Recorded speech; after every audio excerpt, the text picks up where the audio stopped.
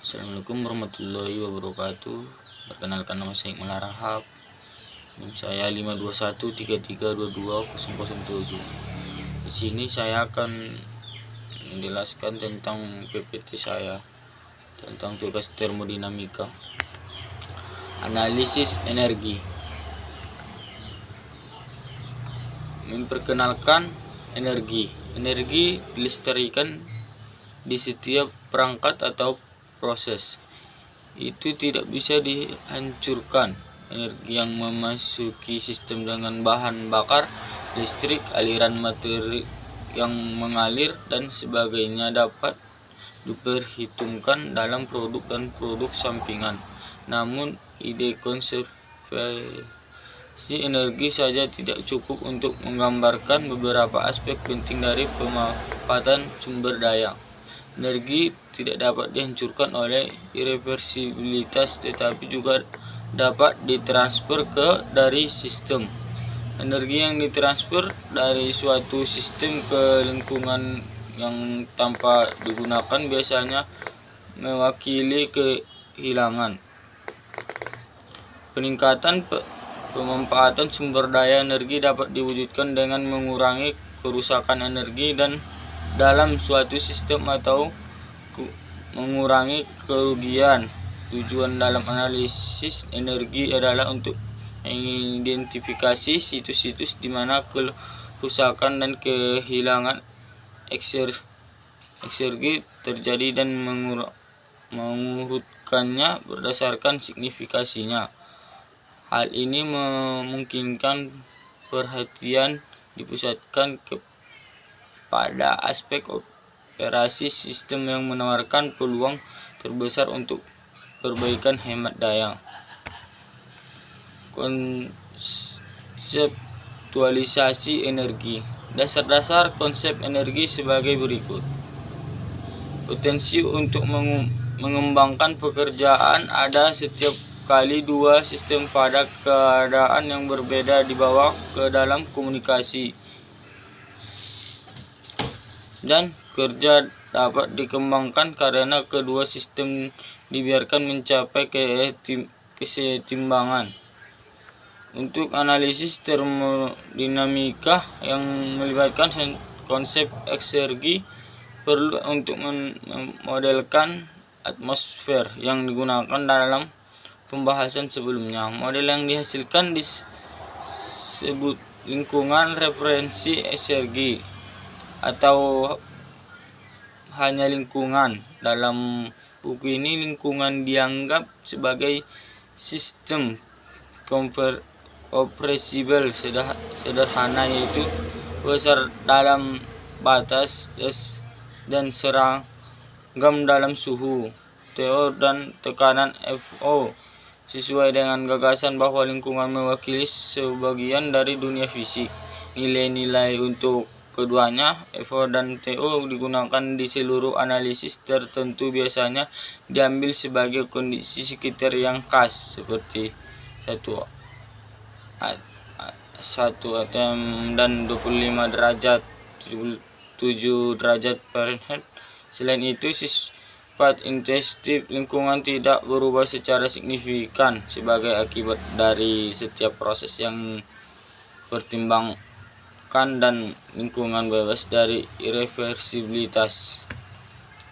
Definisi energi. Definisi menjelaskan yang menerangkan energi bahwa dapat disimpulkan sebagai berikut.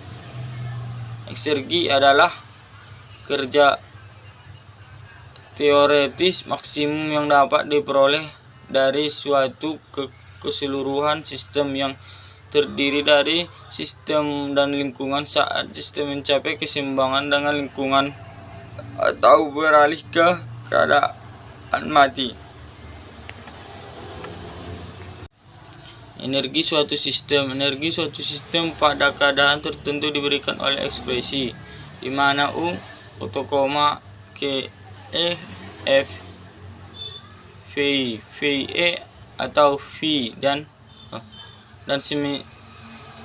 S menyatakan masing-masing energi internal, energi kinetik, energi potensial, volume, dan entropi sistem pada keadaan tertentu. UO atau VO dan SO menyatakan energi internal, volume, dan entropi masing-masing dari sistem ketika pada keadaan mati. Dalam bab ini energi kinetik dan energi potensial masing-masing dievaluasi relatif terhadap lingkungan. Jadi ketika sistem dalam keadaan mati, sistem dalam keadaan diam relatif terhadap lingkungan, dan nilai energi kinetik dan potensialnya adalah 0.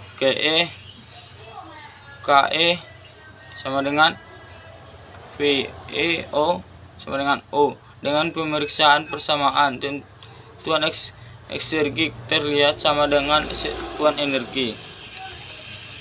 Aspek energi. Aspek eksergi. Pada bagian ini kami mencantumkan 5 aspek penting dari konsep eksergi. 1. Eksergi adalah ukuran keberangkatan keadaan sistem dari lingkungan. Oleh karena itu merupakan atribut dari sistem dan lingkungan bersama-sama. Namun setelah lingkungan ditentukan, nilai dapat diberikan ke eksergi dalam bentuk nilai properti untuk sistem aja, sehingga eksergi dapat dianggap sebagai properti sistem. Eksergi adalah properti yang luas. 2. Nilai eksergi tidak boleh negatif. Jika suatu sistem berada pada keadaan apapun selain keadaan mati, sistem akan dapat mengubah kondisinya secara spontan menuju keadaan mati.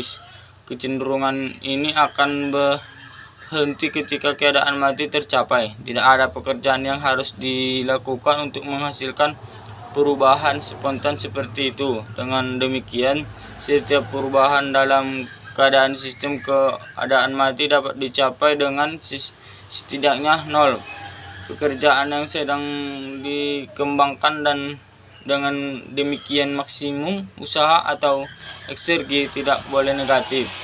3. Eksergi tidak dilestarikan tetapi dihancurkan oleh irreversibilitas.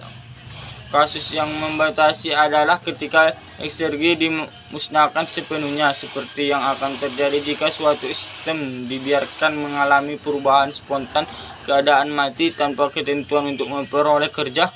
Potensi untuk mengembangkan karya yang ada awalnya akan terbuang sia-sia dalam proses yang begitu spontan. 4. Eksergi telah dilihat sejauh ini sebagai maksimum pekerjaan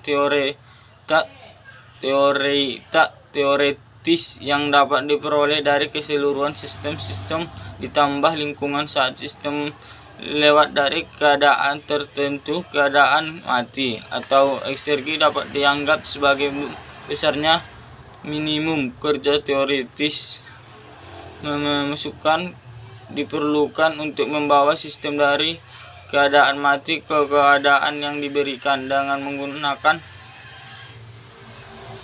neraca energi dan entropi seperti di atas. Kita dapat dengan mudah mengembangkan persamaan dari sudut pandang ini. 5. Ketika sebuah sistem dalam keadaan mati, maka sistem tersebut dalam keadaan panas dan mekanis kesetimbangan dengan lingkungan, dan nilai eksergi adalah 0. Lebih tepatnya, termomekanis kontribusi terhadap eksergi adalah 0. Istilah modifikasi ini membedakan konsep eksergi dari bab ini dari kontribusi lain untuk eksergi yang diperolehkan di SIS 13,6, di mana sistem pada keadaan mati diizinkan untuk masuk ke dalam reaksi kimia dengan komponen lingkungan, dan dengan demikian mengembangkan pekerjaan tambahan. Kontribusi terhadap energi ini disebut energi kimia. Konsep eksergi kimia penting dalam analisis hukum kedua dari banyak jenis sistem, khususnya sistem yang melibatkan pembakaran. Energi spesifik. Meskipun eksergi adalah sifat ekstensif, seringkali lebih mudah untuk bekerja dengannya berdasarkan suatu massa atau molar.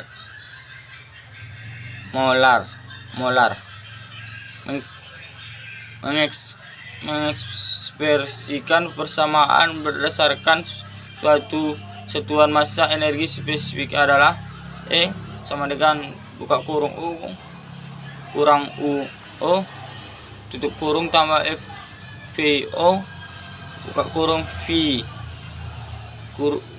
kurang VO tutup kurung kurang TO buka kurung S kurang SO tutup kurung tambah V akar 2 per 2 tambah GZ, di mana UV S V akar 2 per 2 dan GZ adalah energi internal spesifik, volume, entropi, energi kinetik, dan energi potensial masing-masing pada keadaan yang diinginkan.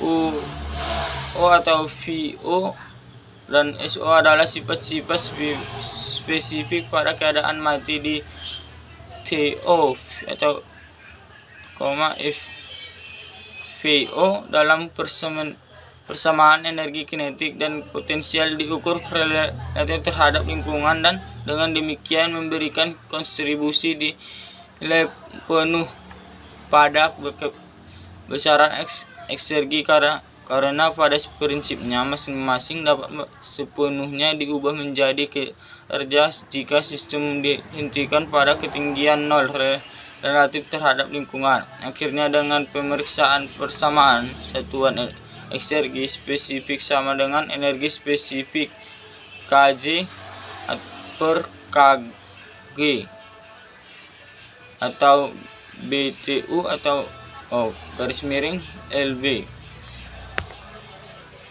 Perubahan energi sistem tertentu pada keadaan tertentu dapat mencapai keadaan dengan berbagai cara, termasuk interaksi kerja dan panas dan lingkungannya. Nilai eksergi yang terkait dengan keadaan baru umumnya berbeda dari nilai eksergi pada keadaan awal. Menggunakan persamaan 7,1 kita dapat menentukan perubahan eksergi atau kedua keadaan pada keadaan awal.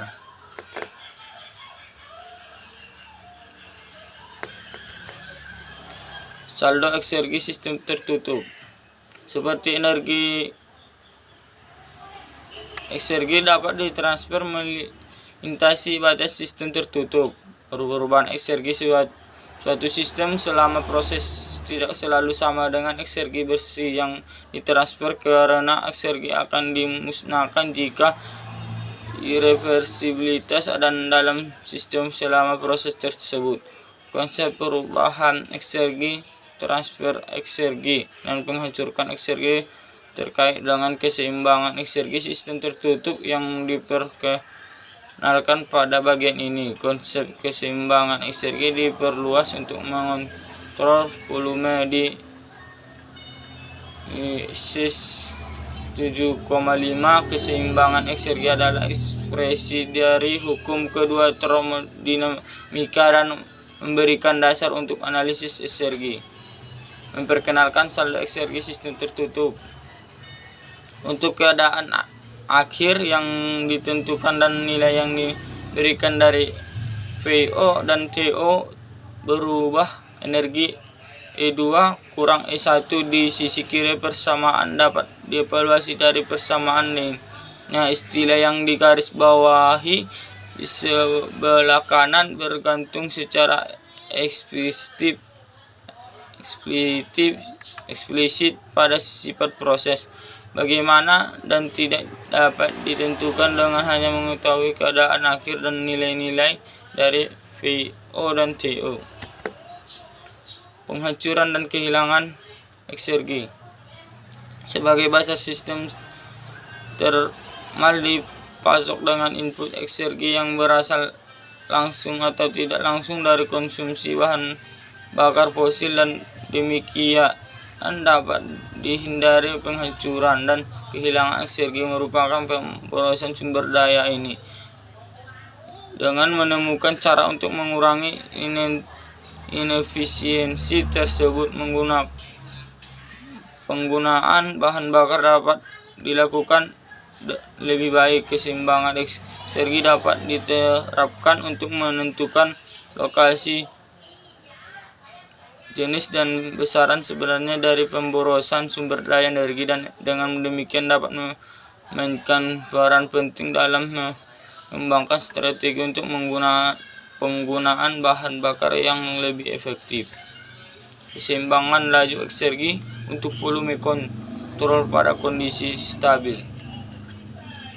Keseimbangan laju eksergi untuk volume kontrol dapat diturunkan dengan menggunakan pendekatan seperti yang digunakan dalam kotak SES 4,1, mana bentuk volume atau dari keseimbangan laju massa diperoleh dengan mengubah bentuk sistem tutup.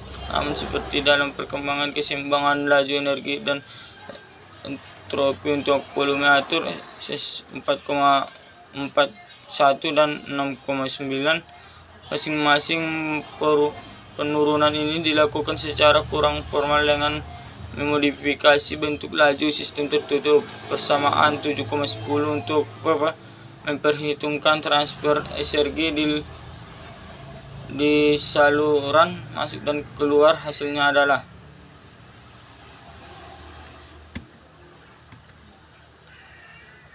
membandingkan energi dan eksergi untuk volume kontrol pada kondisi steady. Meskipun energi dan eksergi berbagi unit yang sama dan transfer energi menyertai transfer energi dan eksergi adalah pada dasarnya berbeda konsep. Energi dan eksergi masing-masing berhubungan dengan hukum termodinamika pertama dan kedua. Energi adalah dilestarikan, energi adalah hancur oleh irreversibilitas. Energi menyatakan perpindahan energi melalui kerja panas dan aliran massa dalam berbentuk ukuran umum, yaitu pekerjaan itu tersedia sepenuhnya untuk mengangkat beban atau serta sebagai poros atau pekerjaan listrik. Efisiensi eksergetik atau hukum kedua. Tujuan dari bagian ini adalah untuk menunjukkan penggunaan konsep eksergi dalam menilai efektivitas pemanfaatan sumber daya energi sebagai bagian dari proses presentasi efisiensi eksergi. Konsep diperkenalkan dan diilustrasikan. Efisiensi seperti ini juga dikenal sebagai hukum kedua efisiensi. Mencocokkan penggunaan akhir dengan sumber. Tugas seperti pemanasan ruangan, pemanasan di tungku industri, dan proses pembangkitan uap biasanya melibatkan perbakaran batu bara, minyak, atau gas alam. Ketika produk pembakaran berada pada suhu yang jauh lebih besar dari yang dibutuhkan oleh tugas yang diberikan, penggunaan akhir tidak sesuai dengan sumbernya, dan hasilnya adalah penggunaan bahan bakar yang dibakar tidak efisien. Untuk mengilustrasikan ini secara sederhana, lihat pada gambar di bawah.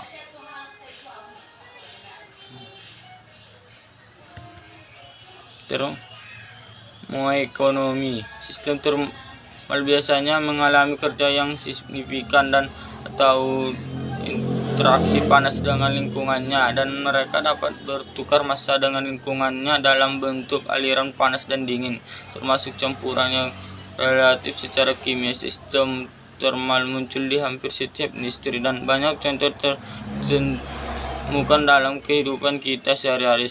Desain dan operasi mereka melibatkan penerapan prinsip-prinsip dari termodinamika, mekanika fluida, dan perpindahan panas, serta di bidang-bidang seperti bahan manufaktur dan desain mekanik. Dan desain dan pengoperasian sistem termal juga memerlukan pertimbangan